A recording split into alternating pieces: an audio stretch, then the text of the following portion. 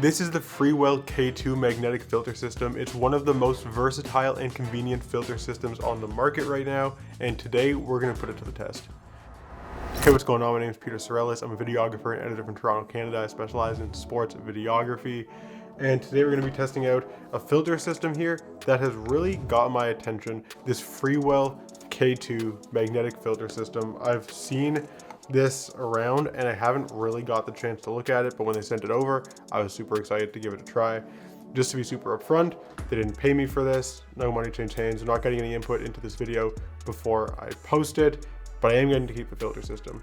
That being said, I've done filter reviews for like other brands on this channel, and I definitely am not biased towards one brand or another. I just want to see what products are good. So that's what we're going to be doing here today. I'm going to be bringing you into the field with me to film a football game. We're going to use these filters. I'm going to show you the results, and we're also going to do some tests here so you can just see what they look like straight up in a more controlled environment. And we're just going to figure out if these are worth it and if you should consider getting these if you're in the market for a filter system. So first, let me show you what comes with it.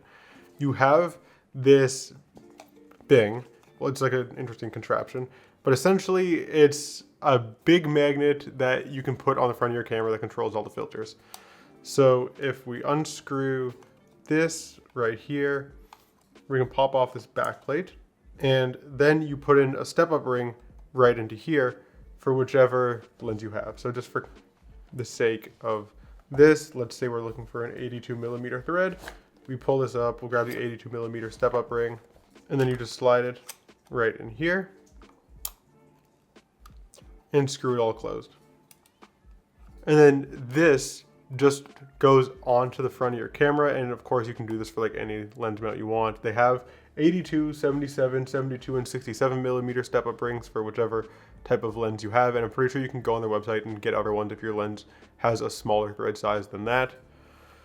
But then you get 4 different filters with this one magnetic system. So it's really nice in that sense, where if you're just looking to get all the filters that you need and you want to be able to adapt them to any lens, you can do that with this.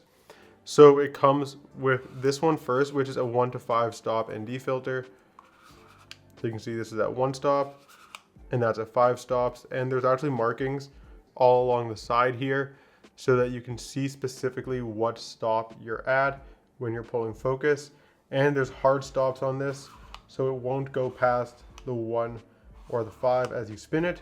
So as some ND filters, you can just like keep spinning them indefinitely, and then it'll get all the way to the end and you'll get that crossed thing, and then you'll keep spinning and it'll go back to the start. This actually has stops and indicates to you how many stops of light you're reducing from hitting your sensor. And then you can pull these handles off here and take the filter off. We'll pop out this VND base filter, since you only have to use this base filter when you're using the variable ND options that come with this set. And then we'll spin it around like this, and now we just have a polarizer filter. This obviously just sits in the front of your lens. There's no twisting or anything that goes with this. And you can just pop that off nice and easily as well. And then we'll put on the second type of filter that comes with this, which is very similar. But this one, you get a 6 to 9 stop variable ND and an ND32 polarizer, which reduces 5 stops of light. So just because I don't have the VND base in right now, let me show you the ND32 plus CPL. So that's what this looks like, as opposed to the regular CPL, which you saw earlier. It's the same thing, just reducing 5 stops of light, much darker. So it's a constant ND. And then if we want to put the VND base back in, then we'll put on the 6 to 9 stops, and we'll just twist this until we hear the click to lock in. There it is. Then you can just twist this and you can reduce 6 to 9 stops. So lots of different options coming with this kit. So Freewell also sent me this diffusion glow mist quarter strength filter, and it's actually like an insert. So if you just flip this bit open, then you can stick the filter in and push down. And now you have your glow filter inserted between whatever other magnetic filter you've put on the front here. For example, turn the 6 to 9 VND to be a ND32 CPL, and still choose whether I want the glow filter in or out. And it's all just pretty straightforward and seems to work really easily. So I'm looking forward to trying this out in the field. Today we're going to go film a football game. Hamilton versus BC. It's one of the last games of the season. It's one that I'm really excited to go film. And I'm going to see if, as cool as these things look here in my office, if they actually stand up to the test in the field. So let's go.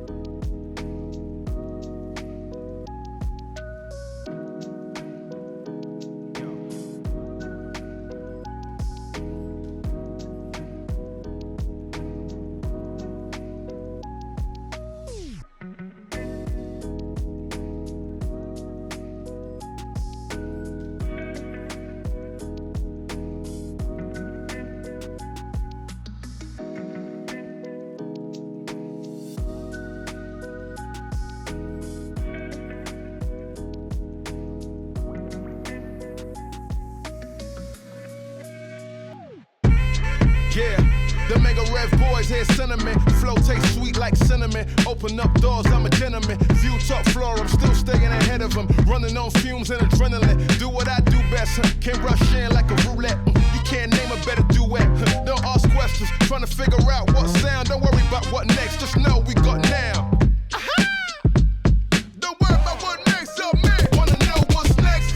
Man, I say it so loud. Don't worry about what next, just know we got now. Cause they really want what's next, I'm like, why? Now was the present that money came by. I said now is a gift, my boy. Wanna know what's next? Man, I say it so loud. Don't worry about what next, just know we got now. Cause now is the present that money came by. Hands in the air, put both up in the sky. Say, now is the present that money came by. Say, now is the present that money came by. What's next? Yeah.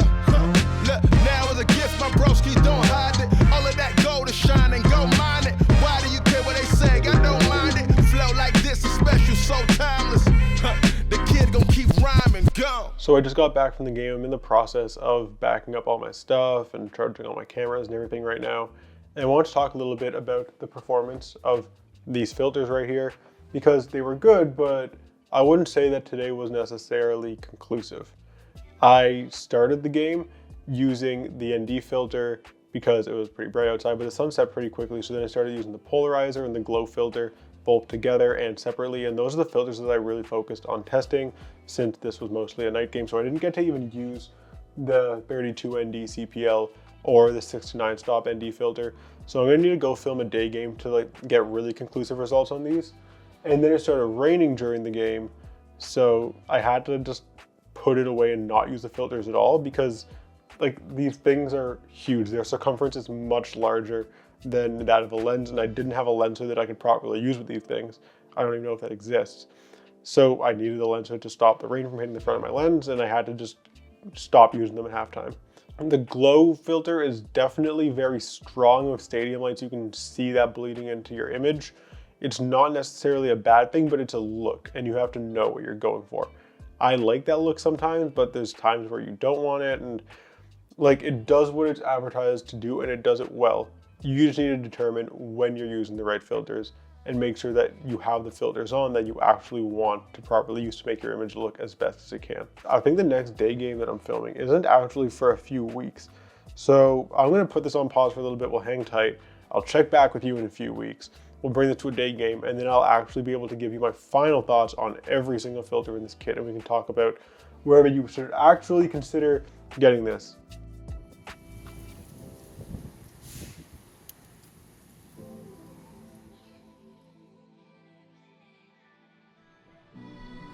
So it's been a minute since the last time we talked.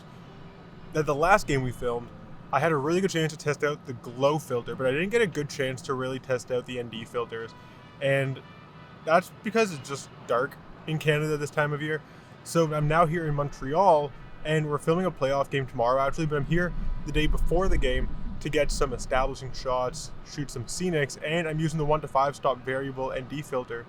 And I'm gonna just see how that performs over the course of today and tomorrow during the actual game.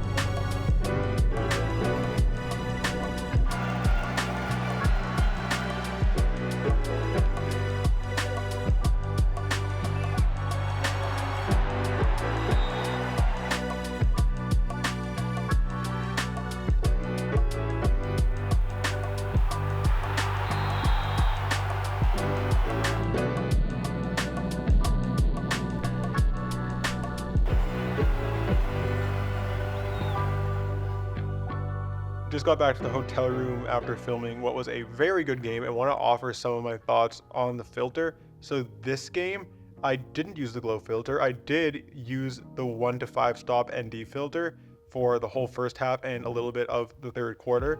And I found that it worked pretty well. I was quite satisfied with the results. It was a bit of a tricky situation because the field had like parts of it that were very shady and probably only needed 1 stop of ND. And then part of the field was in direct sunlight, and in my opinion needed about 6 stops of ND. So I didn't want to use the 6 to 9 stop ND just because then those shady areas would have been completely crushed and not visible. So I used a 1 to 5 stop ND and it worked pretty well in my opinion. It was very intuitive turning it and just making it work. And I was actually going back and forth between 2 different cameras that had 2 different diameters of lens.